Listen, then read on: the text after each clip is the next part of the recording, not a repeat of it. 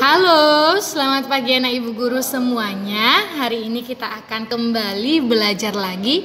Tetapi seperti biasa, ambil sikap berdoa yang baik. Kita berdoa dulu, lipat tangannya, tutup matanya, tundukkan kepalanya. Kita sama-sama mengucapkan doa Salam Maria. Demi nama Bapa dan Putra dan Roh Kudus, amin. Salam Maria, penuh rahmat Tuhan sertamu, terpujilah engkau di antara wanita dan terpujilah buah tubuhmu Yesus. Santa Maria Bunda Allah, doakanlah kami yang berdosa ini sekarang dan waktu kami mati, amin. Demi nama Bapa dan Putra dan Roh Kudus, amin. Baik anak-anak ibu guru semuanya, sekarang silahkan buka buku bupenamu halaman 35. Buku Bupena halaman 35. Hari ini kita akan belajar tentang muatan PPKN, yaitu mematuhi aturan dalam permainan. Mematuhi aturan dalam permainan. Mari kita baca bersama. Kamu baca dari rumah, ibu guru baca dari sekolah.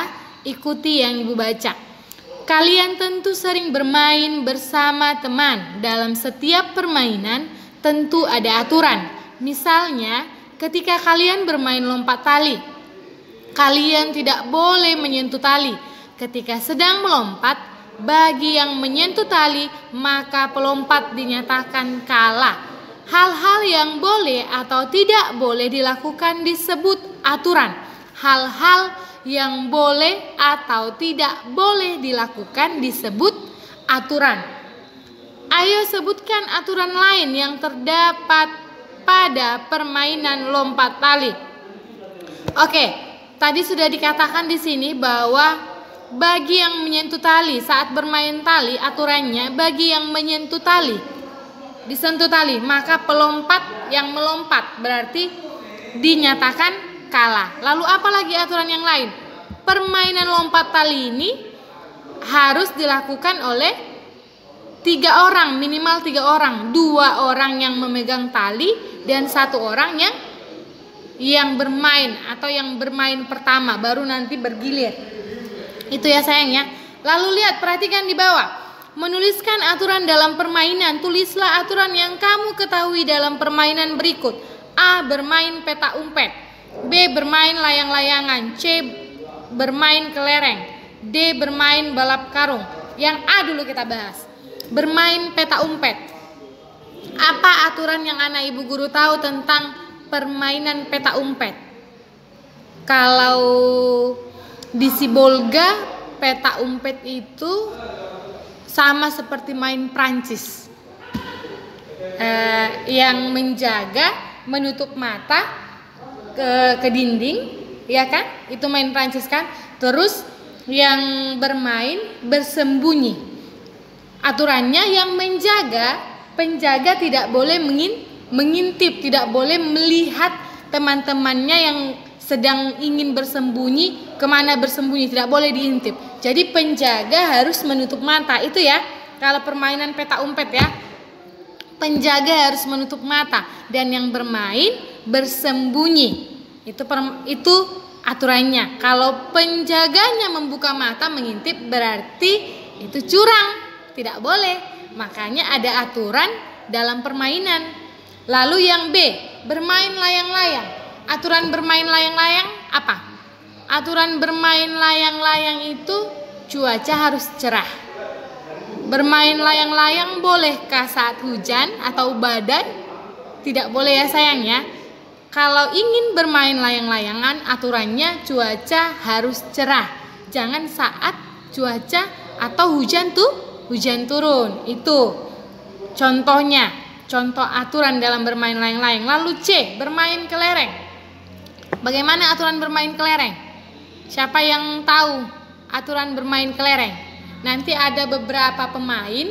Kalau bermain kelereng tidak ditentukan ya berapa pemainnya ya.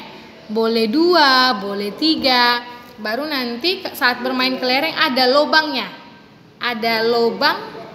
Terus siapa yang bisa yang pertama kali memasukkan kelereng ke lubang, ke lubangnya, itu yang bisa menembak atau iya ya, menembak temannya yang lain, kelereng temannya yang lain. Itu kalau dia ada yang pakai lobang. Terus kalau bermain kelereng yang bikin ada taruhan main satu kelereng, setiap pemain mengumpulkan satu kelereng ditaruh di kotak atau dikotakin atau dibuat lingkaran atau segitiga, lalu ditembak. Siapa yang berhasil mengeluarkan salah satu kelereng itu yang pertama bermain. Itu ya kalau aturan bermain kelereng yang ibu tahu di Sibolga. Tapi kalau di tempat lain ibu guru nggak tahu. Kalau di rumah anak ibu guru begitukah aturan bermain kelereng? Lalu selanjutnya bermain balap karung. Kalau aturan bermain balap karung ini bagaimana? Saat bermain balap karung, posisi tubuh masuk ini ya, kaki masuk ke dalam karung, dan saat bermain balap karung tidak boleh curang, tidak boleh mendorong temannya saat dekat, harus berjarak. Jangan karena mau menang, dorong sini. Itu tidak boleh ya sayang ya. Itu berarti tidak mematuhi aturan saat bermain. Jadi itulah tadi contoh-contoh aturan saat bermain. Walaupun bermain, tetapi punya aturan. Supaya apa? Supaya tidak berantem, supaya permainan itu aman, supaya tidak terjadi salah paham. Makanya dalam permainan pun harus menggunakan aturan supaya semuanya main dengan aman, damai. Jadi yang bermain juga bisa berteman dengan baik. Jangan nanti setelah selesai bermain ada yang berantem, ada yang nangis, ada yang ini. Itu kalau dalam permainan tidak memakai aturan atau tidak mematuhi aturan. Curang itu juga akan perkelahian itu terjadi saat di dalam permainan itu tidak mematuhi aturan dan curang. Itu dia. Makanya dalam bermain harus menggunakan aturan. Dan ibu percaya anak ibu guru juga dalam bermain pasti mematuhi aturan permainannya masing-masing. Oke? Sekarang untuk tugas anak ibu guru, silahkan buka buku temamu halaman 74. Ayo berlatih. Aturan apa saja yang harus ditaati saat bermain bersama teman di rumah? Ayo lakukan wawancara dengan temanmu. Tanyakan kepada mereka aturan bermain apa yang harus mereka taati di rumah. Tuliskan nama dan jawaban mereka di bawah ini. Jadi sekarang tugasmu, kamu silahkan bertanya dengan teman. Boleh dengan abang, boleh dengan kakak. Karena sekarang masih COVID, masih pandemi, jadi tidak usah sampai keluar rumah hanya mau menanyakan tugasnya. Boleh dengan kakak, boleh dengan abang, boleh dengan sepupu, dengan orang-orang terdekat saja ya sayangnya. Ibu minta kamu menanyai, mewawancarai temanmu tiga aja. Seperti yang ada pada buku halaman 74, ada 3 tabel, 3 aja. Aturan bermain bersama teman. Apa-apa saja aturan bermain yang harus ditaati saat bermain dengan dia. Misalkan nama. Ini kan ada nama. Misalkan nama temannya Jonas. Aturan bermain bersama teman. Apa aturan bermain dengan Jonas saat kamu bermain? Nama yang kedua.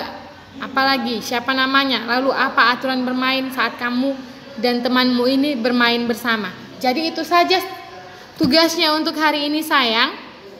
Silahkan dikerjakan. Boleh ditanyai dengan kakak, dengan abang, dengan adik, dengan sepupu. Tidak perlu harus keluar rumah. Oke? Selamat belajar untuk semuanya anak ibu guru. Tetap semangat. Tuhan Yesus memberkati. Shalom.